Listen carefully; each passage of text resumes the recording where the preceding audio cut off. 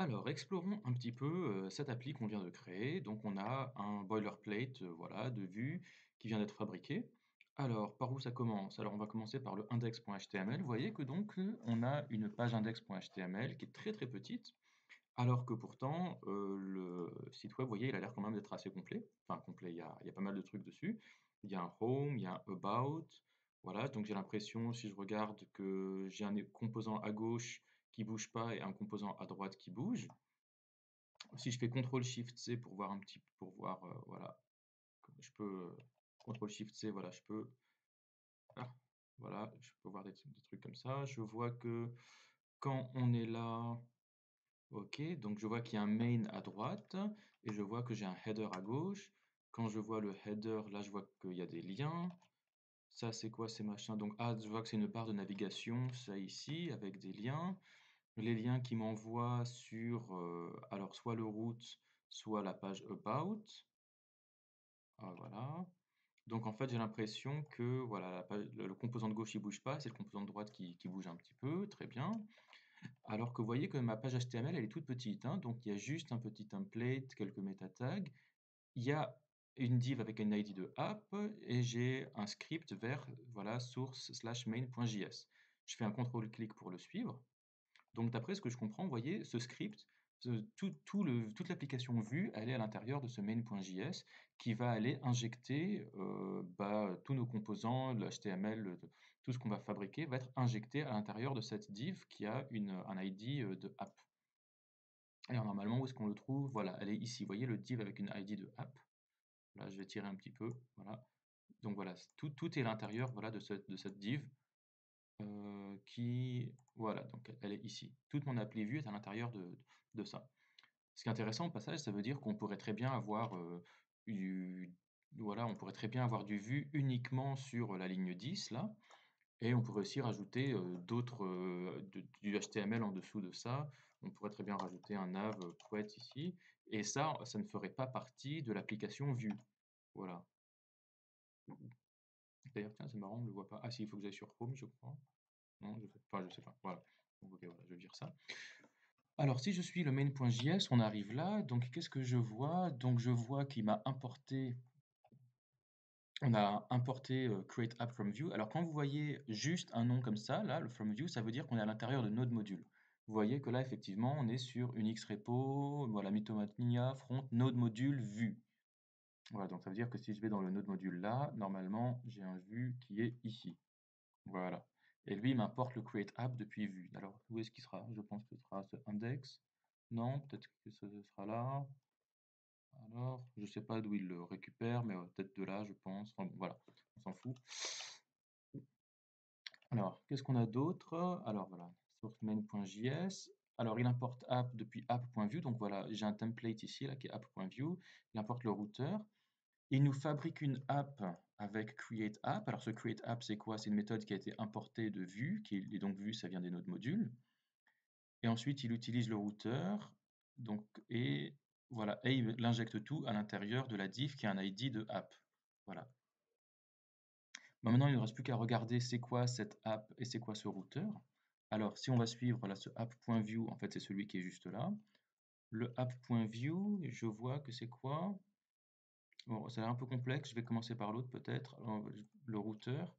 Voilà, donc là, si je regarde le routeur, il importe, voilà, il importe des packages de vue routeur. Voilà. Donc vue routeur, pareil, que ça doit être dans le node module. Voilà, on le trouve ici. Il importe HomeView voilà, depuis donc, un fichier view. Donc c'est quoi ce HomeView? Si je fais CTRL-clic, c'est quoi? Juste, c'est un composant qui est the welcome. Si je regarde ce the welcome, c'est quoi? Voilà, on peut le voir ici. Enfin bon, voilà, je vois que grosso modo, bon, on va pas tout regarder, mais ce que je comprends, c'est que j'ai un header avec une image, voilà, avec le logo. Donc ça, je pense que c'est voilà, c'est ce logo ici. Voilà. En dessous, vous voyez, j'ai la div de classe wrapper. Voilà, donc c'est celle-là. On a un composant Hello World qui dit You did it. Donc c'est ça le composant Hello World, c'est lui. Et alors vous voyez qu'en fait, c'est un H1 avec une classe green. Alors que chez nous ici, là, voilà, c'est juste un composant qui s'appelle Hello World. Donc ça veut dire que si je vais à l'intérieur de ce Hello World, ici, voilà, si je regarde, j'ai bien une div de classe greetings, h1 de classe green, et qui reçoit un message. Et le message, il nous a été passé par, voilà, on lui a passé ici, message égal UDD. Voilà, et alors ensuite, je vois aussi qu'il y a une navbar, en l'occurrence, donc bah voilà, c'est celle-là ici, cette navbar, hop, voilà, ici. Elle a deux liens à href, et alors ça se traduit par des router links ici, voilà, donc il y a un router link vers le root et un router link vers about. Et alors, ce router link, je crois que, voilà, je crois qu'on était là-dedans pour tout ce qui était routeur. Si je regarde le routeur, quand il va vers le root, eh bien pour lui, il va nous afficher le home view, et sinon, quand on est sur about, il va nous afficher le about view. Voilà, et ce about view, c'est une div h1 qui dit this is an about page.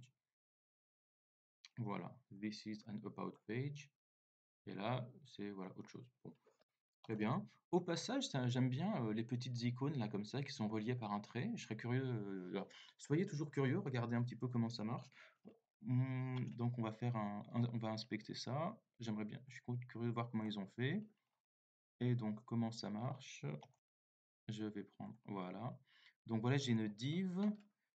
Et alors je vois qu'il y a un before. Voilà. Et je vois qu'en fait ce before, c'est la moitié du trait au-dessus et le after, c'est la moitié du trait en dessous. Regardez, je vais changer la couleur là. Par exemple, au lieu de mettre color border, je vais mettre red. Voilà, vous voyez que maintenant tous les after, ils sont red. Et puis je vais mettre tous les before. Et puis à la place de color border, je vais mettre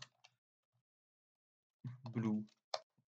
Donc maintenant, et puis je vais les élargir un petit peu aussi pour que vous puissiez voir un peu. Voilà, donc ça, OK, donc en fait, OK, donc en fait, c'est des before et des after, et apparemment, sur le premier élément, il n'y a pas de before. Il y a juste un after, mais il n'y a pas de before. Donc c'est ouais, c'est intéressant de voir comment ils ont fait ça. Alors comment est-ce qu'on ferait pour voir ça? On est sur quel composant là? Alors je vous conseille d'utiliser dans Chrome, vous avez une extension qui s'appelle, Vue. Je vais vous montrer dans mes extensions là. More Tools, extensions. Vous avez, voilà, Vue.js DevTools. C'est une bonne extension à installer. Voilà, la voici, Vue.js DevTools. Vous pouvez l'ajouter à votre Chrome. Ça vous permettra de rajouter un onglet sous Chrome propre à Vue. Donc là, si je vais chercher mon Vue ici, voilà, là j'ai une vue de tous les différents composants. Vous voyez que donc, comme on disait, voilà, on a un Hello World ici, puis on a deux routers link. Et ensuite, on a le router view. Et le router view, apparemment, c'est lui qui va afficher du contenu en fonction du router link qui est actif. Voilà, et donc là, on a le home view. Voilà. Mais si je clique sur l'autre, on va dire home, non, about. Voilà, vous voyez que le router view, il a changé. Maintenant, c'est juste le about view qui est dedans. Et alors, à droite, je pense que c'est des propriétés propres aux composants. Voilà. On n'a pas besoin de comprendre tout ça. Ah oui, qu'est-ce que je voulais faire? Je voulais voir où étaient définies les petites icônes là, que je trouvais assez jolies. Alors là, elles y sont pas. Mais donc voilà, donc là, ce composant, c'est le home view apparemment, hein. Ah non, c'est the welcome. En home view, il contient the welcome. Ah, et là ensuite, on a des welcome items. Et donc en fait, sur les welcome items, je vois que chacun d'entre eux a une icône. Et je pense que le welcome item, je crois que c'est lui qui a un after, un before. Alors on va regarder, voilà, welcome item. Il a normalement, je crois que c'est un after et un before. Voilà. Vous voyez que voilà, il y a du before et il y a du after. Donc avec un color border là et un color border là. Et apparemment, si l'item c'est le premier de la liste, il n'a pas de before, le display est none. Ou ici c'est le dernier de la liste, voilà, last of type, et ben le after, il a pareil display none, rien du tout. Et alors, c'est quoi ce item? Ce item, où est-ce qu'il est? Voilà, c'est la div entière. Voilà. Donc, en fait, c'est voilà, c'est tout ça, c'est tout ce item, son before et son after. Voilà, intéressant. Et alors l'icône, c'est quoi? L'icône, ah, c'est un slot là, ok. Donc, et alors d'où est-ce qu'elle vient cette icône? Je suis curieux de voir d'où est-ce qu'elle vient. Alors, je vous rappelle, alors on verra ça plus tard, hein. Quand vous avez un slot, ça veut dire que c'est du contenu qui n'est pas défini dans l'enfant, qui est défini dans le parent. Donc, c'est qui le parent de welcome item? On va voir, voilà, welcome item, il est à l'intérieur de, hop, il est à l'intérieur de the welcome. Donc, si je vais dans the welcome, ici, normalement, je devrais voir que, voilà, j'ai des welcome items ici.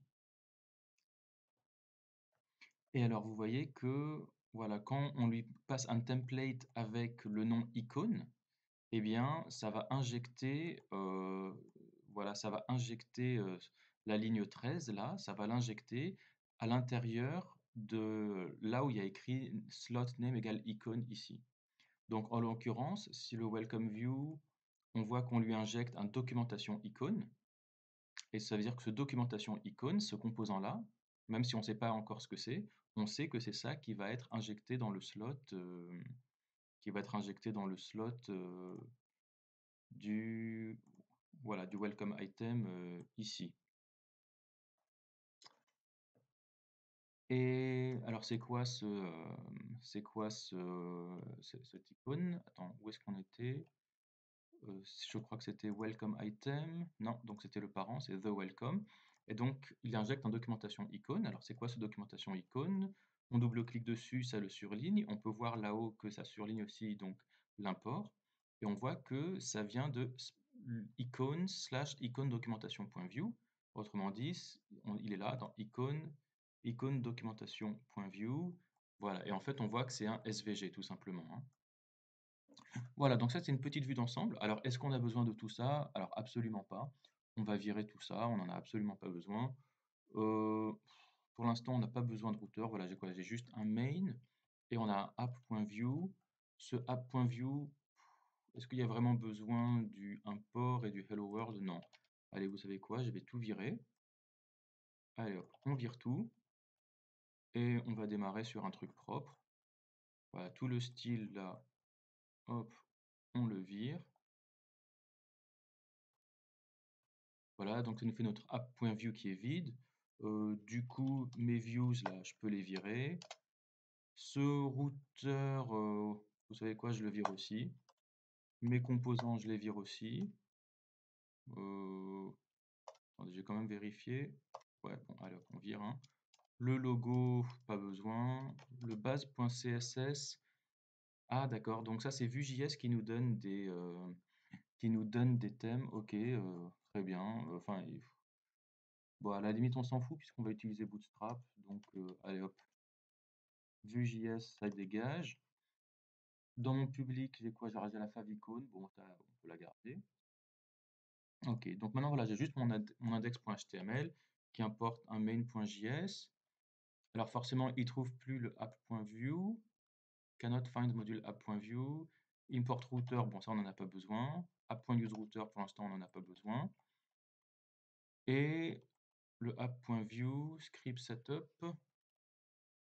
Ouais, non, rien. Bah, moi, je pense que c'est bon, voilà. On a juste un main.js, donc on fabrique une app comme ça. Voilà, donc import create app de view, import app, alors le composant à côté là. Et puis on lui dit donc notre application, ce sera tout simplement bah, cet élément qui ne contient rien. Et puis là, qu'est-ce qu'on pourrait lui mettre? On lui dire, on va juste mettre un H1, là, comme ça. Et on va dire welcome to Mythomania. Voilà, donc là on a une application Vue qui est entièrement vide. Qu'est-ce qu'on pourrait modifier? Le index.html, on va changer le vide.app, on l'appelait Mythomania app. Et il me semble qu'on est bon, hein. Voilà, c'est quoi le vide config, on n'y touche pas. Voilà, et donc on a maintenant un boilerplate qui est entièrement vide et que on va pouvoir remplir petit à petit. Alors je sais que j'ai une petite erreur ici, là, cannot find module AppView or its corresponding type declarations. Ça n'y prêtez pas attention, c'est une erreur propre à TypeScript. En gros, il cherche des déclarations, mais vous en avez, c'est pas un problème en soi. Euh, Voilà, bah, écoutez, on va pouvoir commencer maintenant à travailler sur, cette application Vue qui est vide.